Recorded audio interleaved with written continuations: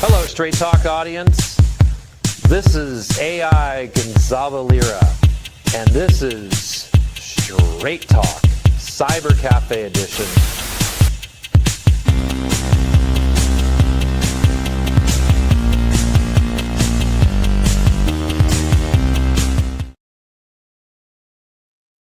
Hey, what's up, y'all? How you doing? Welcome to another edition of Straight Talk and Liberty Report with Professor Red Pill, me, and me, Adam Maxwell from Liberty Rising Group on Telegram. Yeah, thanks guys for following us. Thanks guys for joining the Locals channel. Yeah, so today we're going to be discussing a dystopian future, where we're headed. It's not looking good. I mean, right now, like, we're at all-time highs in the crypto and gold, silver, not necessarily silver, but just gold, and like the stock market. You know, everything's at all-time highs, and you know, usually what happens after a bubble or bust or a boom is a bust cycle. So, if you will, sorry, Adam, go ahead and take it away. Thank you. The world in which we live, the world in which we inhabit, is neither organic, healthy, nor free. And it's not by accident, of course. You don't accidentally attack, subvert, plunder, and destroy society through every lever and vector of power that has been granted to the rulers of our free and democratic republics, or democracy, or whatever label, whatever fictional label they throw onto it. Of course not, of course.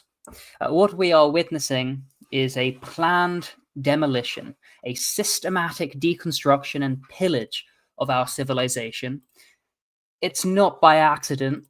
There's mechanisms behind it, and the implications for you living within it, being subject to these forces, it's pretty dystopian for our future. I mean, you know, as a kid, I'm sure they have an optimistic and a progressive worldview where, you know, of course things are getting better. Technology is improving. You know, we're getting more wealthy, right? Surely. Again, technology is increasing. We're not at wars, right? Well, no, we've been at constant war. Certainly my entire lifetime. These Western developed economies have been in a state of near constant war, not on the home soil, far away, but it certainly impacts the economics and the situation, and not good. So that's what we're going to be diving into on this 3rd of September 2025, kind of diving into the infamous line, "You will own nothing and be happy." It's not a prophecy, it's a product roadmap. Yeah, 100%. Yeah, I mean, if you, those of you that are in the Gonzalo Lira Legacy group, links in the description for that. There was a post that was made today. Actually, it might have been in the well, let's see if I found it.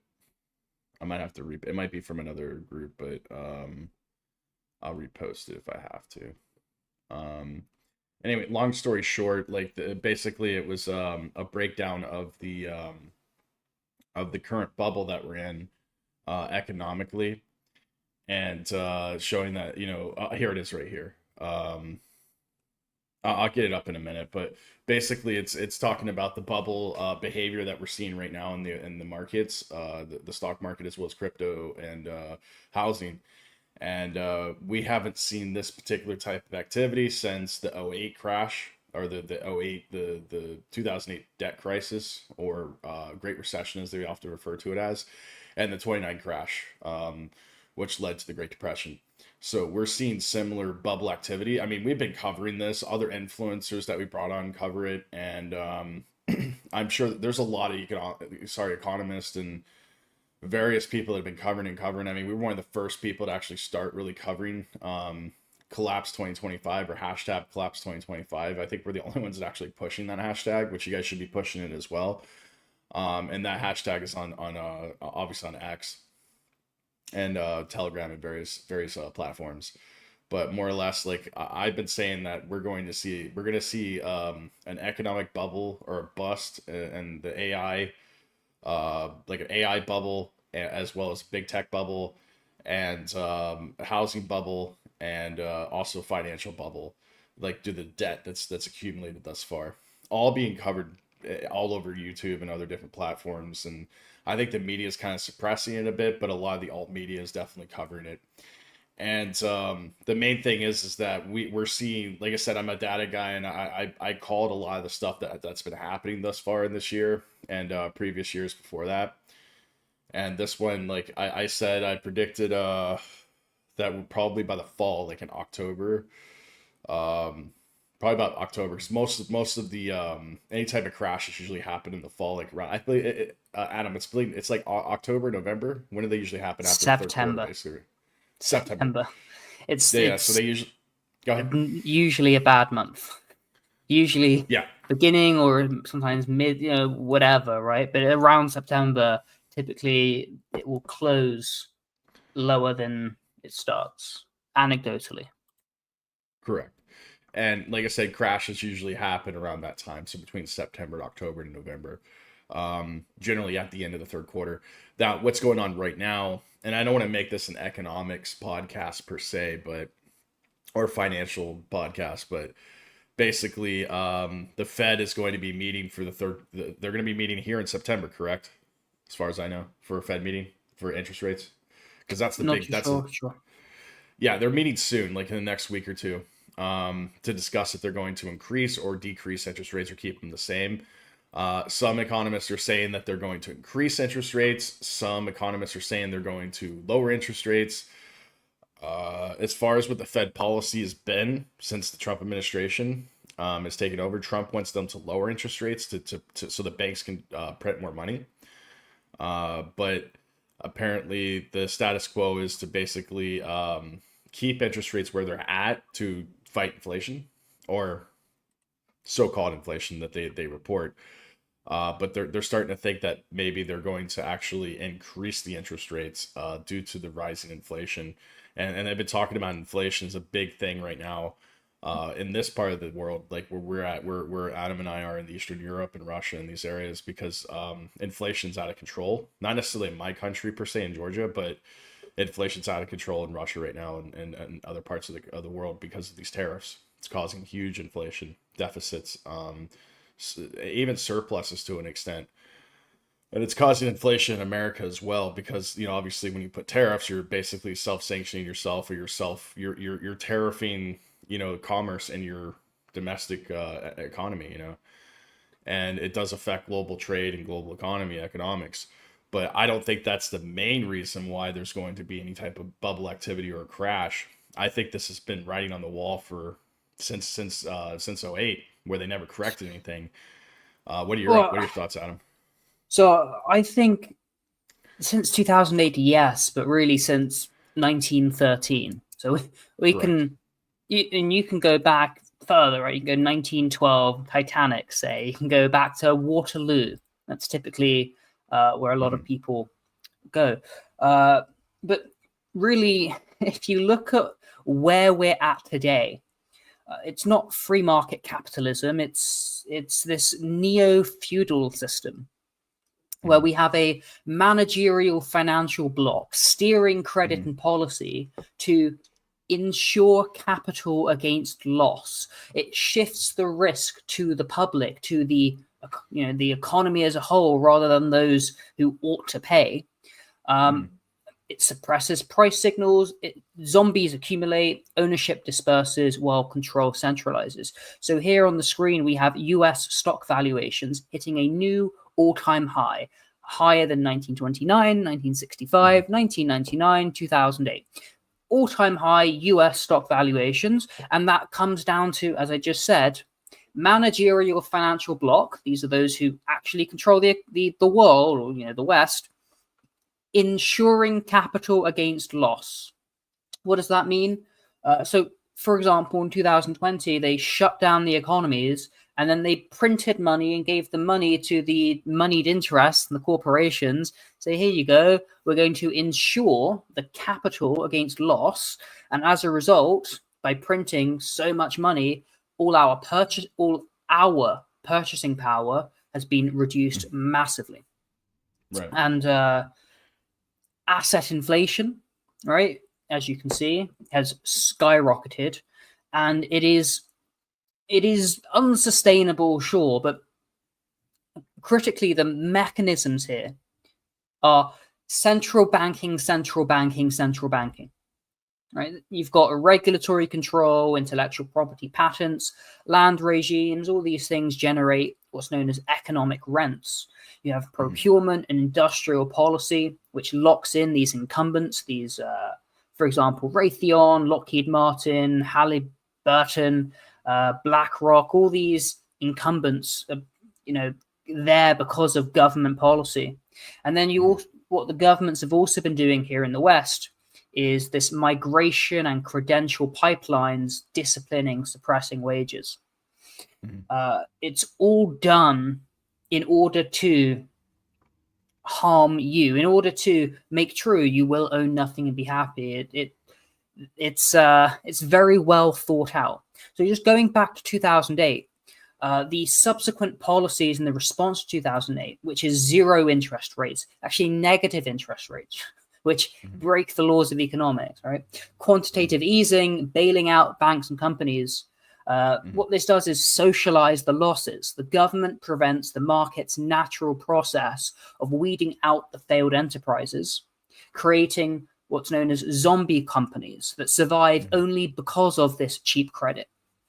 By not allowing bad banks and heavily indebted firms to fail, the economy is now full of zombies. As a result, stagnation, productivity suffers because capital is tied up in politically connected or too big to fail institutions rather than flowing to more efficient uses. It also creates an addiction to stimulus. They keep bailing out in perpetuity or face collapse. And this is the Austrian version of dystopia. It is an economy on life support with real growth anemic, a constant threat of inflation and currency instability, and a loss of market discipline. Not only is it... I'm going to stop there. I had a point I forgot, but if you want... It's okay, yeah. Basically, yeah, I agree with you. I mean, the situation is like you look back at the 1929, 65, and 99. So what stimulated the 1929 crash? It was due to over speculation. That was part of the reason why there was a 29 crash. In 65, this is around the gold standard. We still they re-implemented gold standard that FDR had basically put us on fiat, but he put Europe on fiat. And then 65 is when basically. They were like, okay, this is Kennedy, by the way, and there's some conspiracy with that. Why he was, unpersoned, so to speak, was because he was going to expose the central banking scheme and the fact that they were going to drop the rest of what they had, what they re-implemented with the gold standard, and they basically under Nixon they forced Europe to basically go to fiat with the United States, and then that's when the money printer went burr. 99 is the dot-com bust. So that bubble there is basically the third industrial revolution at its peak. 99, .com, Microsoft, all of these big tech companies that were created out of nothing. And then right now the new highs. What's funneling the new highs, guys? Answer: AI bubble. So AI is one of the main culprits of this over speculation. I posted a lot of stuff on the Gonzalo Lira channel, on the news channel. Who's the expert in AI? The one the foremost. I can't remember his name. You know who it is. I forget his name. He's Sam Hyde. I think no, it's not Sam Hyde. It's he's a tech guy. He's like one of the spearheads of AI. He's calling it a bubble. Like basically everybody in tech industry is now calling it a bubble. Sam Altman, that's his name. Sam Altman came out and said basically that it's a bubble. And everyone is coming out now and saying it's a bubble. I was saying it's a bubble. We were saying it 6 months ago. A year ago, we called it the big tech, the first big tech hiccup that happened in the spring. I said we were going to see some correction. We're going to see some bubble activity and some corrections in the spring. That's when we had the massive layoffs in the tech field. And that may not have been unrelated, but we kind of saw that coming, and we did podcast on it. Now, here's the thing: AI is not the main culprit to this. It's also what Adam had broken down as well: the central banking scheme, fiat currency, money printing, go burr. It's basically over speculation again. So 29, 65, 99, these were booming economies, and we are in a booming economy. It may not feel like it. That's what. And bringing up DC's comment, by the way. Are we headed towards a dystopian future? No, Professor. We are in a dystopian present. And I said, yes, I agree. And I do agree with that because we are in the crash. We're in the bubble right now. It's not showing the signs of the bubble. And why are we not seeing the signs of the bubble right now? The people feel that we're in the bubble.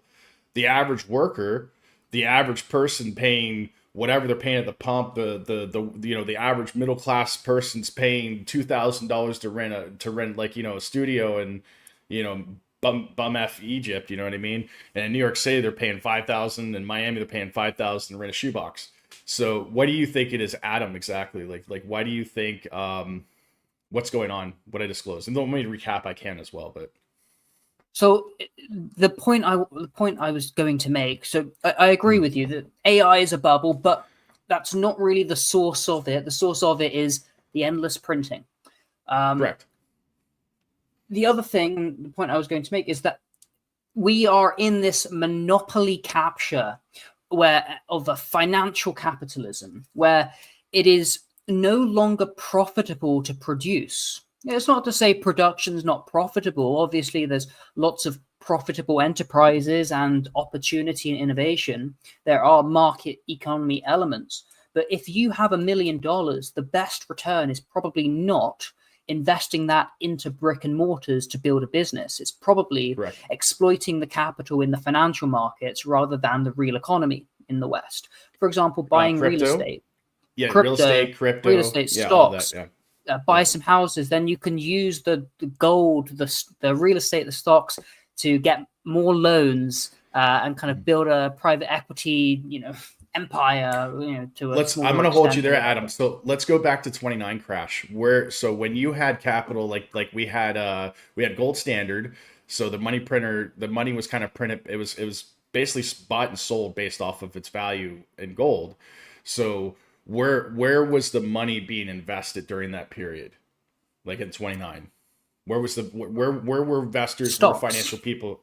They were putting it in stocks. They were pumping the stock market over, over speculation in stocks. At 65, just a rapid. It was horrible. And like people, there was this idea or this like thing going around where bankers were jumping off of buildings and shit. It wasn't that bad, but. It was bad for the financial markets, and predominantly in the major metropolitan areas. Let me get to my next point. I'll get to Billy's comment.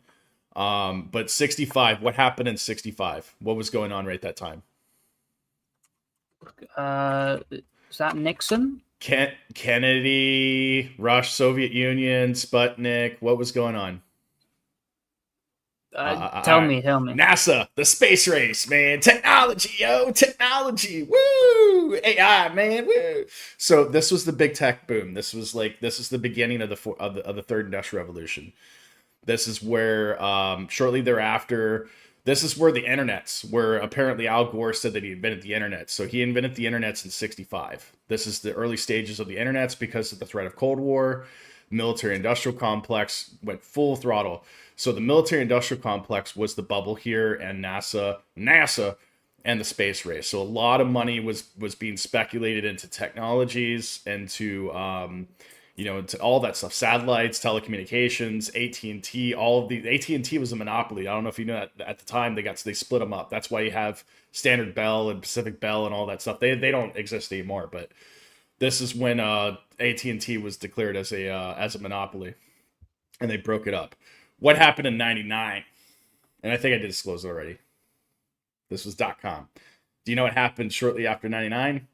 Well, there was this company that was started by this guy named Bill Gates, and he went before the SEC and the Federal Trade Commission, and they said that you have a monopoly, and they tried to bust him up. And he was like, no, please don't break up my monopoly. So they were like, okay, you can keep the monopoly, but you got to step down as CEO. And he's like, okay. And he decided to just start the Bill Gates Melinda Foundation and fund Epstein Island and stuff like that. I'm kidding.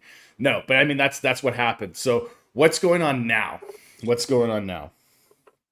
A lot of like Google, Microsoft, Facebook, i.e. Meta, even the U.S. government, the alphabet agencies that I may not mention here online, don't want to get on person, but also China, Russia, a lot of these superpowers are right now investing heavily into AI technology and energy to renewable energy, semiconductors.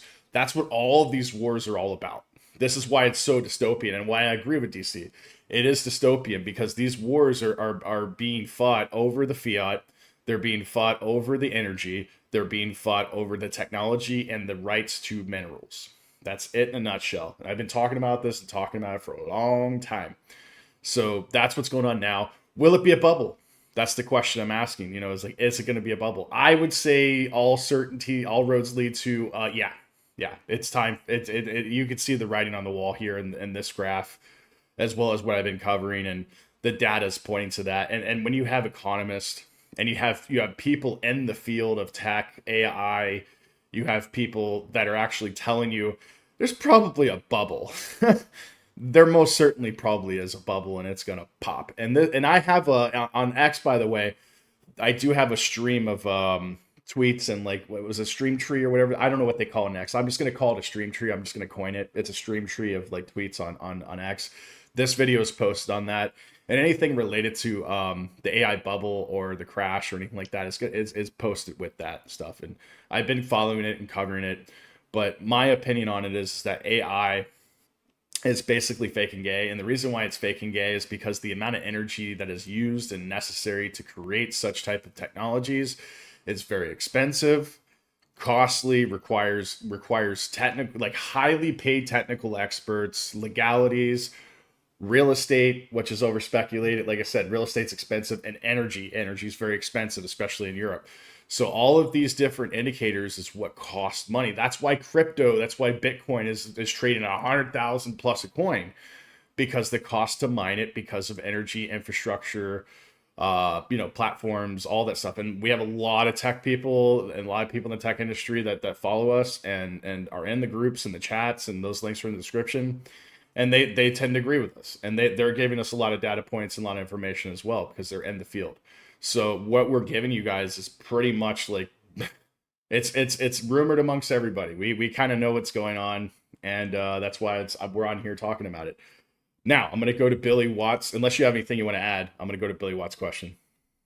Okay. So Billy Watts is saying they think it's in a bubble because they don't realize how much money their governments print. Yes, we cover that. The fiat, definitely agree with you. I don't think it's so much the fiat that is the main culprit here, although it's an indicator. That's going to be the culprit with the financial crisis again, because we're going to see. I'm predicting a trifecta. I'm predicting an AI bubble crash like 99. Where we had the dot-com crisis, and then shortly thereafter we had the 2008 debt crisis. And the 2008 debt crisis began because the boomers lost a lot of money in the dot-com, and they wanted to recover through real estate speculation. During this time, Clinton, and like 96, around that time, they repealed the Glass-Steagall Act that allowed for retail banking and investment banking to become one. And then there was more speculation, more fraud, and all kinds of wonderful stuff. And that created the CDO crisis of 2008. I worked in the industry at the time. I worked for AIG. I worked in Microsoft at that time. I did corporate security and surveillance. And my purpose of what I was doing while I was in college was basically making sure information, files, anything was not getting taken off of the site. And there wasn't sabotage. So I had a very important job at these companies. And the stuff that I had seen, I mean, not with the corporation, but just the people that I interacted with. They tell me stuff, and then it's like, wow, that's crazy. That's how I knew about Boeing, about the planes. And they were, I worked at a Boeing plant outside of Kent, the same place, and they were like, yeah, we're on strike because of the fabrication, because basically they don't want to pay us double overtime because of these parts are coming in from China. They're not to specification. They don't meet FAA standards. We have to fabricate them to make them work. And these planes are going to be falling out of the sky in like 10 years. This was in 2008, by the way.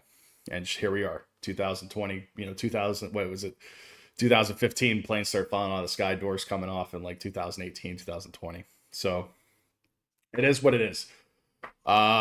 When you work in security, you hear a lot of stuff, guys. And like I said, this wasn't anything that was sensitive or was told to me in confidence. This was public knowledge. But like I knew it was going on. So nobody tells me anything. People tell me that's sensitive. I'm not going to repeat it. I'm not going to disclose it because I have NDAs. But no, anyway, reality is that, yeah, we are in a bubble. I think we're close to that burst, and we're starting to see the hiccups like we saw in the first quarter that I said was going to happen. We came on here before the second quarter announcement with the Federal Reserve, and we were like, okay, maybe we're going to see a double dip recession. That's what we called it, the double secret dip probation, or whatever. And basically didn't happen. So looks like they gained some momentum. This is the reason why our stocks are up, because AI, big tech, and military industrial complex is making big bucks right now. What happens if there's no war? What happens when this all just goes bloop? We'll see. I'm gonna let you talk, Adam, because I'm just talking like a little schoolgirl here. I agree with everything you said. But one thing that I like doing is history and economics. So I was studying Vladimir Lenin. His analysis presented in Imperialism, the Highest Stage of Capitalism, a book from 1916. Lenin argued that by the late 19th century, capitalism had evolved from its earlier free market competitive phase into monopoly capitalism, characterized by the domination of giant corporations, banks, and colonial empires. This stage, which Lenin called imperialism, is capitalism in decay, a moribund phase where the system is ripe for, he said, transition to socialism, but I'll say revolutionary fervor. So imperialism as monopoly capitalism. Lenin defined imperialism as having 5 key features. 1, the concentration of production and capital into monopolies. That's in the 19th century, they were called trusts and cartels.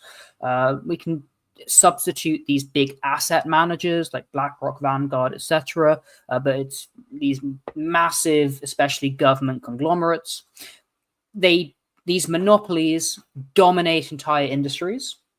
Number 2 is the merging of bank capital and industrial capital, creating a powerful finance capital oligarchy. Number 3 is the export of capital, investments in colonies and foreign markets becoming more important than the export of goods. Now, we've got similarities there. It's kind of evolved since then. I can go into that maybe later. Number 4, the formation of international capitalist trusts dividing the world markets. And number 5 is the complete division of the world's territories among the great powers. This is colonialism. In Lenin's words, imperialism is monopoly capitalism, parasitic or decaying capitalism. Under imperialism, competition is partly supplanted by collusion and carving up of markets, and the advanced capitalist nations live increasingly off the labor and resources of the poorer regions. Now, again, I said that we've kind of progressed from there, and I do have. I have a question, Adam. Can you dumb that down for me? Because I feel like an idiot. Tell me as if I'm a retard. No, I don't mean retard. I mean tell me as if I'm school. So it's basically that the insight is so. Again, I'm not a Leninist. I support free markets, but not everything he said was wrong. So his insight is that late stage capitalism, which we're actually pushing 100 years in the future, now becomes parasitic. That the Correct. wealthy capitalist nations, so he talked about them extracting profits from abroad and then using those profits to bribe their own working class, and this, funds the this funds the domestic society and makes kind of entrenches the interest. Now, what we have now is, rather than our elites plundering the third world and bringing the resources back, they no longer have their colonial resources. So instead, they're they've dying shifted empires to an internal colonialism where they're plundering, especially the middle classes. And I'll get onto later the high-low middle. But basically, our current economy is globalized, right? We have got these giant multinational corporations, these powerful financial institutions, and these international bodies like the Bank of International Settlements. And this is Lenin's imperialism. This is dystopia, an oligarchic world order where a handful of advanced economies and their corporate elites dominate global wealth. Again, central banks, the IMF, trade deals Blackstone, that are serving the interests of financial capital and not you, me, and ordinary people. So I got a quick question. I'm sorry to cut you off, but like going back to what you're saying with Leninism, we'll get to DC. We'll get to your questions in a minute, but the thing is like this was 100 years ago. This is like 29 crash, right? And they kind of predicted the 29 crash, like in a sense, like with what we were talking about. So what's different between the 29 crash and all of like what Lenin and all the stuff they were talking about today? Like that we're talking about the technocracy, or what's it called? Technocracy is what it's called. Technocracy, that we're going into.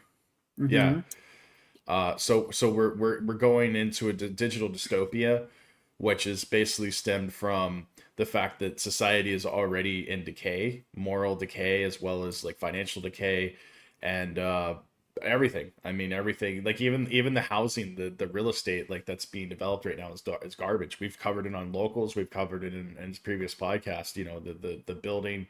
And we saw this in 2008.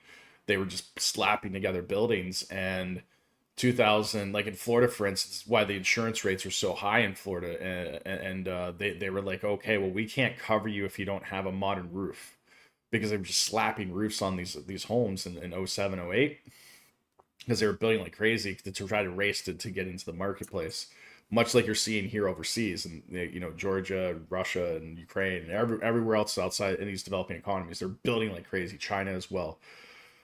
So they slapped together these buildings in 07. I would not buy a home in America that was built in the mid 2000s, 2005 onward, or 2000 onward. But yeah, basically insurance companies like, we're not covering you unless you get a modern roof, because the hurricane's going to rip it right off.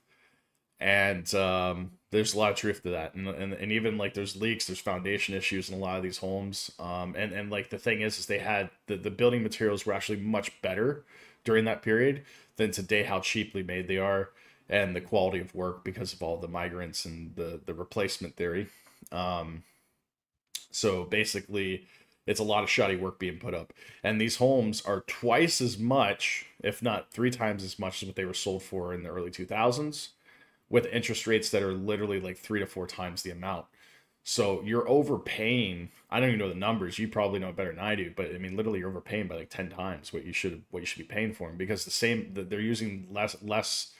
They're using crappier materials and like shoddy craftsmen and like basically like day laborers to slap these together, mostly immigrant labor, and they're selling it for premium.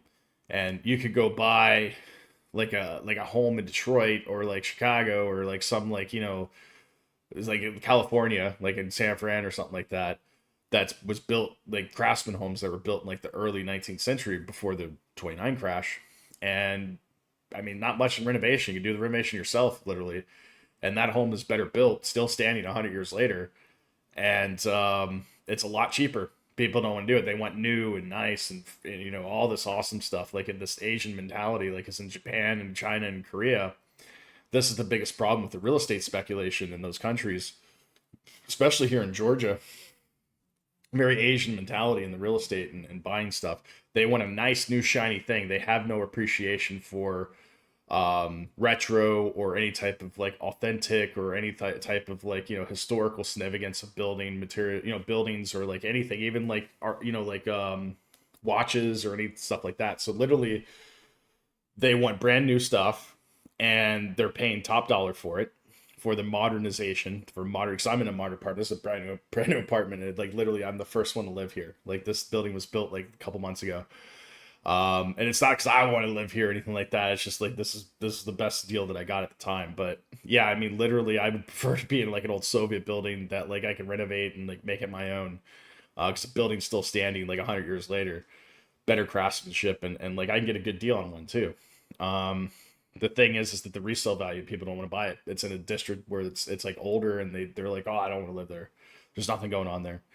And that's the same that you're seeing in like Asia, like China. They're building these places in the middle of nowhere. There's no jobs, there's no commerce there. Everybody lives in the metropolitan areas, but they buy it due to speculation. Chinese will not rebuy property, by the way, and it's much like that in Japan, and it's much like that here in Asia, in Georgia, and like lots of the developing world. People they want to buy brand new stuff, and it's over speculated. It's not as well built. I mean, the building materials might be modern. It might be a modern technique in architecture and stuff like that. But we'll wait for a nice little earthquake, and then we'll see how well built these buildings are. I don't mean that like in, you know, dark humorous way, but I mean literally, it is what it is. And I don't know. What are your thoughts on that? I'm sorry. Just keep going. What are my thoughts on building? Just the speculation. It's all speculation. It really is over speculation. You said that the price of houses has gone up 10 times. It's not really true. Yeah. They may have gone up 2 times and your money's gone down 5 times. But also, so that's what I mean. It's 10 times when you add the inflation and you add the cost of no, I know what you're saying is correct, that the ticket price has gone up by a magnitude. But I'm saying that so part of that is maybe the price has gone up, but you know something like over 50 million immigrants, and including tens of millions of illegals in the United States of America, that has an impact on housing. And the printing and the wealth redistribution and the asset inflation, all of these are pushing housing prices up. But it all comes down to the decay and parasitism, that the system we are experiencing is rotting while a tiny elite scrambles to pocket the spoils. I mean, BlackRock, they have over $10 trillion in assets. I think over $1 trillion of that is in houses and family houses. And what they're doing is taking the money, investing in the houses. So you have to rent the houses while the prices are going up because they're buying them up, because they're importing all these foreign peoples. Yeah, human capital basically is what they are. They're human capital. They're importing human capital to work for nothing. Yeah. And the reason they're doing this, the human capital, is, again, you said, where have we progressed from Lenin a century on?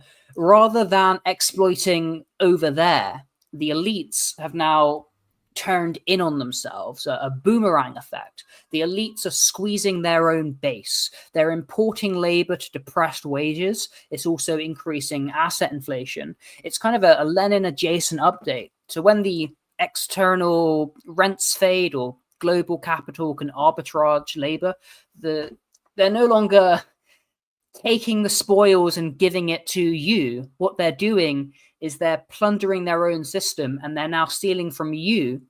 It's going up to them and it's going down to the low. So it's enriching the low against the middle and enriching the high, because that's what it's all about. I believe that Lenin, and I don't blame him for this, he's a century behind. He actually underestimated how corrosive it would get domestically.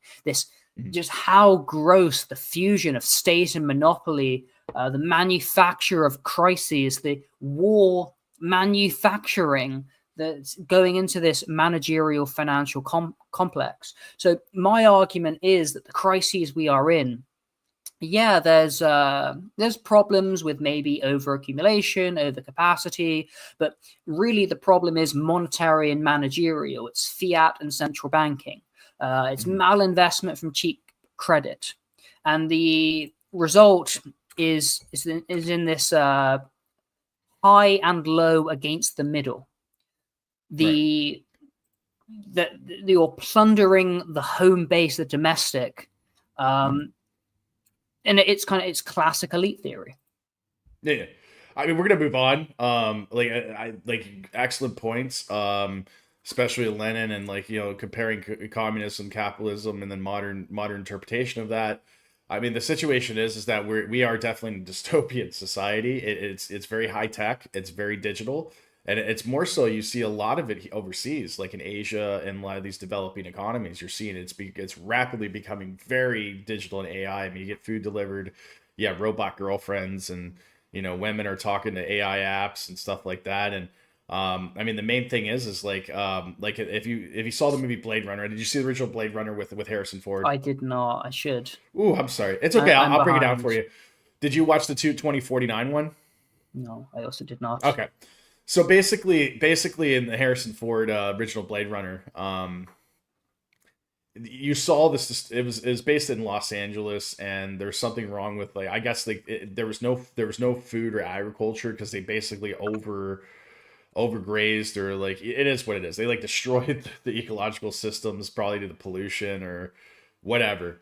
And there was a lot of Asian influence. So there's Asian influence in California. Because of the globalization and they predicted it quite well, like the actual dystopian future. I mean, we're in it right now. We're starting to see it because here in Georgia, for instance, this place for 15 years ago was just mostly Georgia. Now it's it's just as multicultural as London or United States, and just people are moving all around very easily, rapidly. The digital landscape, I mean, modern feminism and all that stuff is all over here. It wasn't here 15 years ago. It's all over the world, because of TikTok, AI, internets, and all that stuff. So, and everything's high tech here now. It's very high tech. And I think COVID kind of streamlined it, and it rapidly increased it at a much larger, faster rate because people were forced to use the internets in order to work and conduct commerce. And this is where I think it became dystopian and kind of fake and gay. And economically speaking, I personally think, and I've talked about this before, that, there was a global recession that we were going into in 2020. And I think in order to basically guise that or cover it up or smokescreen it, they used a crisis like COVID in order to basically do a great reset. It's because we were probably headed towards a bubble then, and they just basically kicked the can further down the road, print more money, more bailouts, free money, get free gimme-dats and all that. And all it did was it caused hyperinflation everywhere in the world that I have been and I talked to. It's literally everything costs double what it did before pre-COVID. So that means that they just printed money like it was water. And this is where we're headed, dystopian. We're in a dystopian present right now, and it's just, I'm not gonna say it's gonna get worse and worse. But I mean, the simple fact that you're on the internet and we're on the internet, you guys are watching us on your devices and stuff. But I mean, we're forced to basically interact with each other in a social, artificial setting. Nobody goes out, nobody talks. Even women don't even communicate. Everything's digital. And I just think that's where it's headed, robotics and AI. But I still think the big tech is going to crash. And the reason why it's going to crash is because there's just no more growth. The growth has stopped. We're at the end of the third industrial revolution, which was basically the internets, personal computers, telephones, telecommunications. Started in 1965, like I said, with the NASA and the communications and industrial, basically it was industrial computers and technology. And then it basically that 99 was when it peaked, so to speak. And then we went into the fourth industrial revolution, which was basically AI and supercomputers and all this digital, basically the digital age, or I call it the digital gilded age is what I refer to it as, or I coined it as. I don't hear anybody say anything like that. I'm the one that says that, but we're in a digital gilded age. like the 29 crash and the digital gilding age is part of the fourth industrial revolution. I think we're in the fourth industrial revolution right now. And we're hitting peak by 2030. I think we're going to hit peak industrial revolution, fourth industrial revolution by 2030. The dot-com bubble, it's going to start bursting now, between now and it won't finish until 2030. I think we're going to start seeing the first hiccups, like we saw in the first quarter that I explained earlier in the podcast, as well as on the various platforms that we're on, and that we're going to see more hiccups. That's what Do you ever look at footage from like the 1990s or the 70s or the 40s? Oh yeah, all the time on YouTube. Yeah, all the time. It's crazy. And you look around today and you're like, damn. I lived it, man. I lived it. I was in the 90s, man. We just used MySpace, and I didn't even have a computer back then, man. If I wanted to go hang out, I would just get my Mustang, and I'd be like, burm, and like go, hey, chicks, how you doing, man? I call chicks on the phone. That was back in the day when we were like writing notes to each other and like passing. The teacher's like, hey, man, who's passing notes? And they start reading it out in class like, I love you. You a nice chick, and you awesome. We gonna go meet and go to like the malls and stuff. Yeah, I remember, man. It was good times. Chicks were hotter than too. There was no boy slop or anything like that, and women weren't stuffing their mouth with like all kinds of pom poms and shit. So like they're actually pretty attractive back then. Now they're not. Nose rings, tattoos, and all that crazy stuff. But yeah, go ahead. So I've talked about parasitism and decay. Hans Hermann Hoppe, one of my more favorite economists, talked about a process of decivilization. It's where political desecration eats the seed corn. So tomorrow, and tomorrow always pays for today. Not only do we have endless money printing, which floats asset prices while your wages lag, housing prices go up, education goes up, family, we're priced out of family and fertility. And then they're importing migrants and these credentials in order to further suppress wage and give them more money to pay for their family. And the middle gets squeezed. It's a reverse socialism where the redistribution is upwards through bailout and asset inflation, downward through dependency program, and both are paid for by the productive middle. This is, again, elite theory, high-low versus middle. And it's not a bug, it's the operating system. Meanwhile, the culture is demoralized, despiritualized, and decayed. Values are dissolved, families fractured, history is rewritten until nothing solid remains but managed anxiety. And when unrest follows, and it is, and it will justify greater government coercion, digital ID, artificial intelligence policing, a soft command economy run by the central banks, the regulators, the mega platforms. Ownership becomes a subscription, rights become permissions. Oh, you want your electric vehicle to go above 70 miles per hour, 120 kilometers an hour, pay the subscription. What? You want your heated seats? Pay the subscription. Excuse me, what? Ted Kaczynski, he warned about this. It's artificial. It's artificial economy. Yeah. People will be adjusted to suit the needs of the system, not the other way around. It's artificial. It's how I started the episode. This isn't Robin Hood. It's reverse socialism. Tax and transfer to non-productive dependents while the incumbents capture rents. It's the wealth redistribution here is for control. Elites ally with the imported underclass against the productive middle. I mean, like just this particular like topic or whatever that was said in here in the Telegram channel. Our links are in the description, by the way. Influencer, how do you pronounce it? Sadia Khan. I don't know who the hell this is. Sadia Khan. Yeah. So she charges men $6,000 to learn how to find high value women. Is caught being the side chick of a married man. I mean, this is the dystopian future or present that we're living in.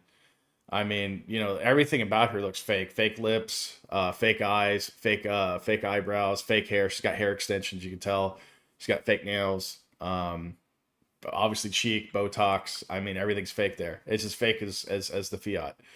And I mean, like, it is what it is. This is the dystopian society we live in. People are going to start getting like chip implants, and women are going to start getting biometric stuff like they're doing. And like I said, like this kind of stuff, like cosmetic surgery is just going to be like going and drinking coffee in the morning. You're starting to see it now. Women wearing nose rings. I don't know how many women I know that wears nose rings that I've seen here in this country. And that was like the only women that had nose rings here 15 years ago were from India. Now it's like all these Georgian women have nose rings. They got tattoos and like, I'm going to get some tattoos, man. Smoking and, vaping. And, it's just, it's crazy, man, how the dystopian has gone, man. I don't know, man. I think it's gonna get worse before it gets better. But something's gonna happen, dude. Something's happening. Something happening. I mean, something's gonna happen. Something is gonna happen. And what I mean by this is like Great Reset, 2030. I think it's gonna be. We're in the Great Reset. I think we've already started with hashtag collapse 2025, and I think it's gonna end by 2030, and you're gonna see a new pendulum. I'm not saying it's a right versus left. It's communist versus socialist, or it's like Republican against Democrat or anything like that, because it's all fake and gay anyway. Oh, it's ideology doesn't matter. It's structure. Yeah. And the power structure is. Yeah.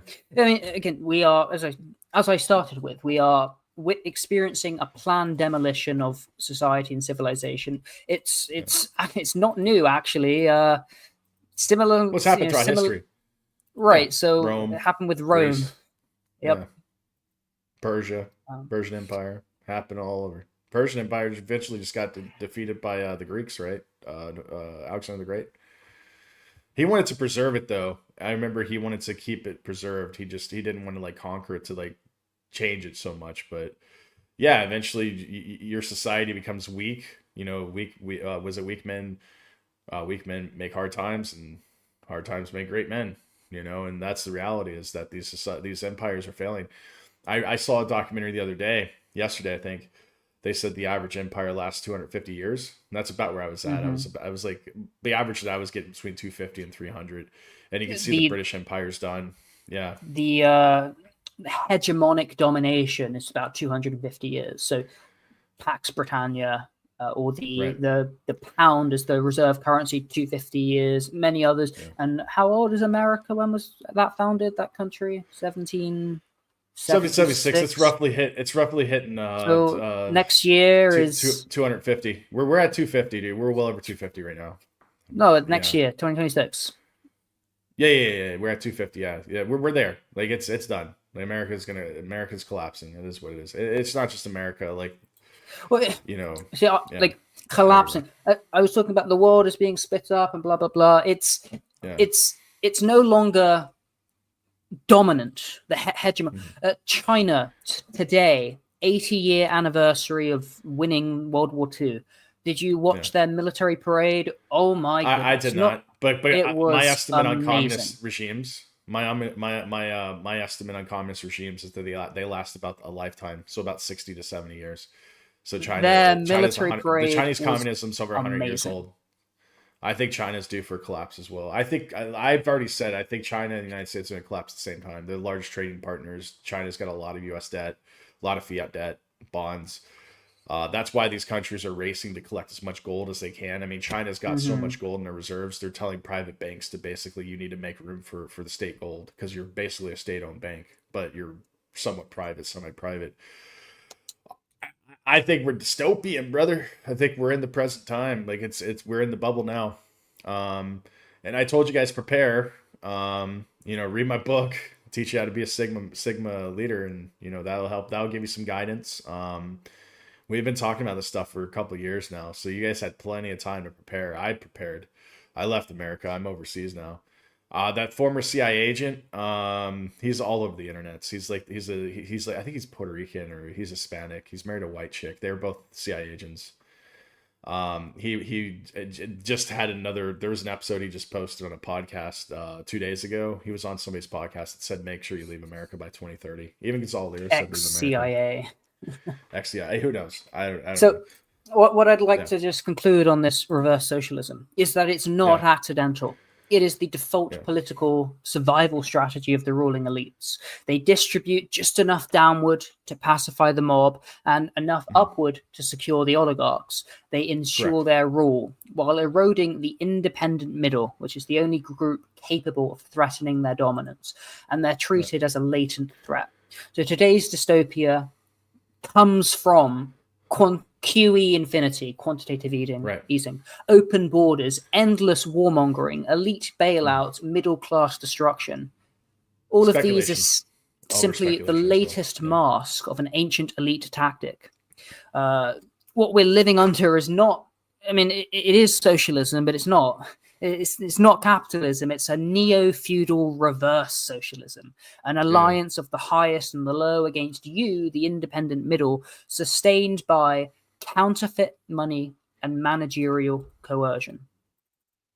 I think we are headed towards like a Blade Runner type society, though. I think it's going to be technocratic, and basically that's why they're taking control of the internet. There were two. I think it was like 2 or 3 things my professor had said at Evergreen, 2008, same place where Weinstein was professor. I actually knew him. He was a professor there at the same time.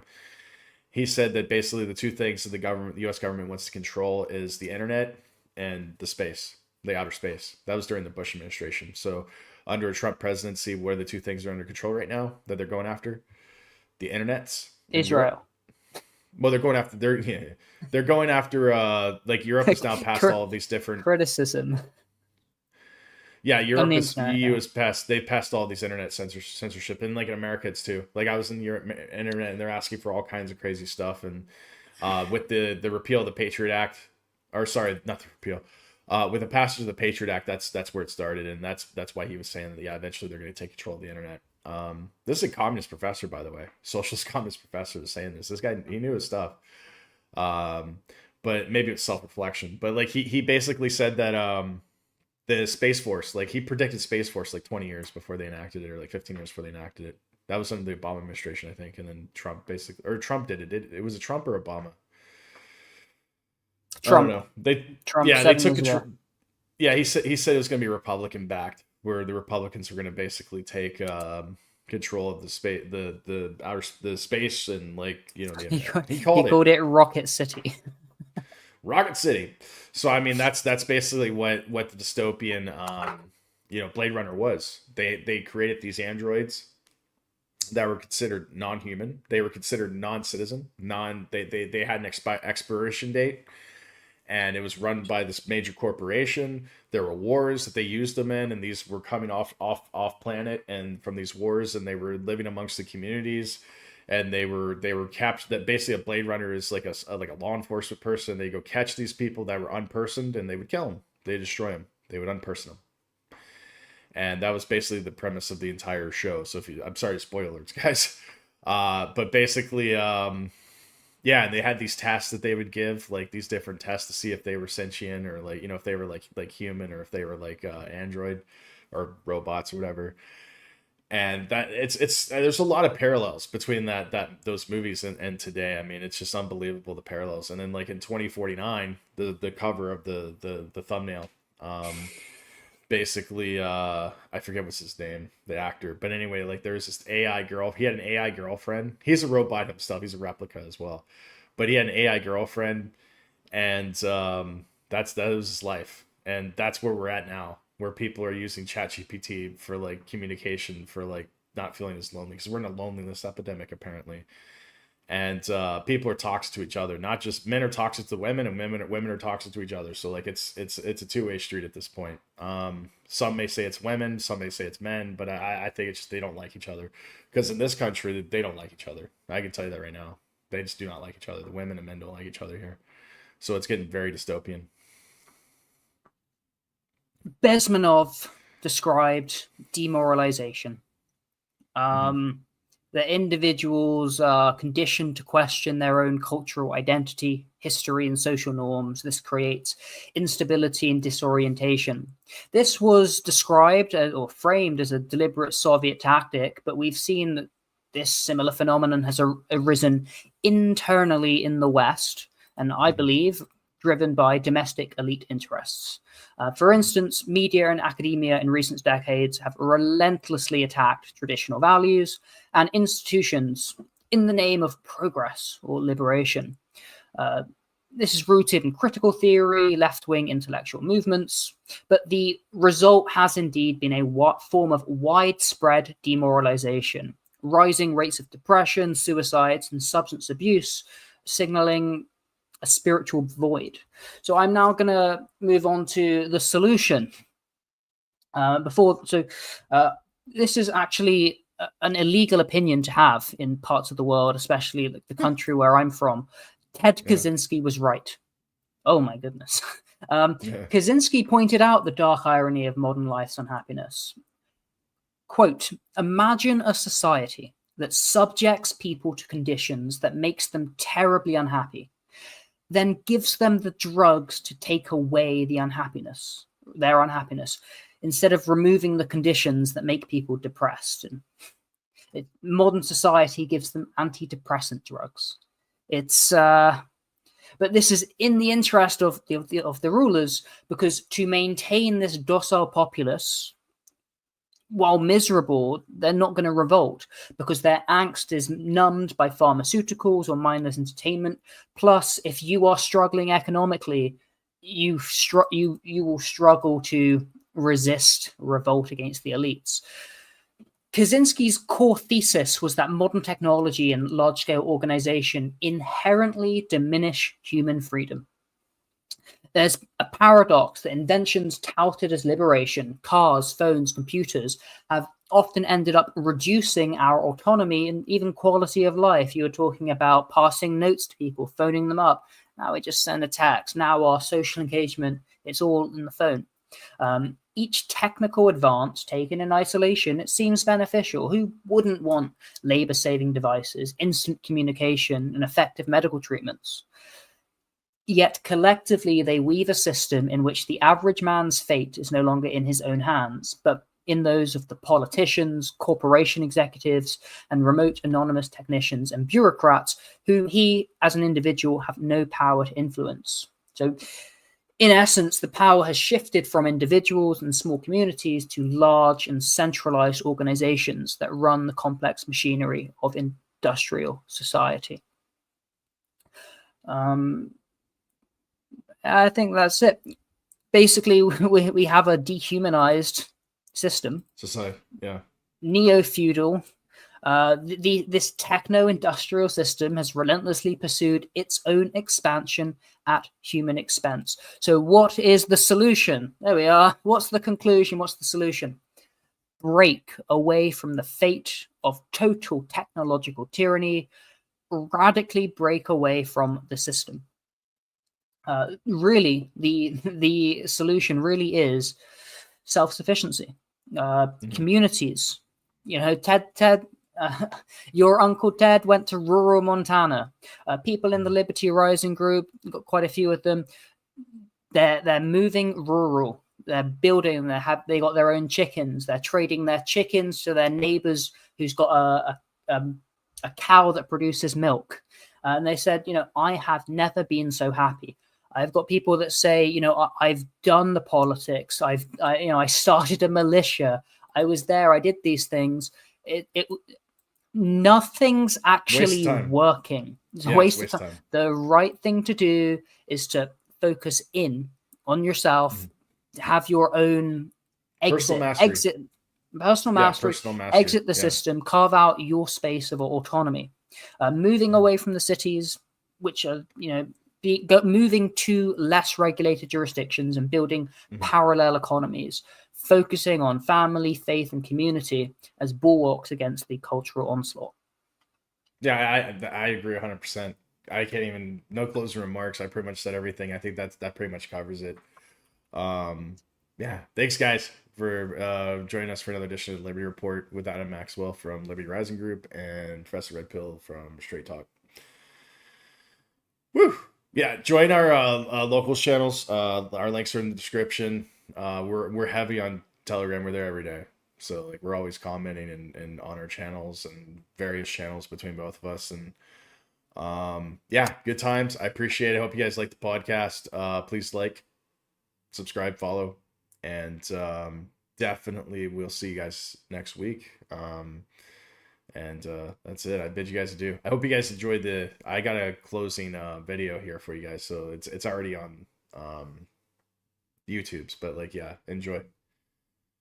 Heavenly conniptions, masked in contempt for the walls of this prison of our own making, temptations and deceptions that fill our hearts with sadness while burdening us with sin, those sins taking a lifetime to burn through, yet still remain as the fat upon our souls is left for our offspring to endure. That sin, in our ever so ignorance, has locked them in chains for which they may never break through, and yet the masses are unshaken in their created dystopia and continue sacrificing our freedoms for their comfort, and yet the gluttony remains in an ever so grossly nightmare that we cannot wake from, for the wickedness is systemic and prevalent through and through.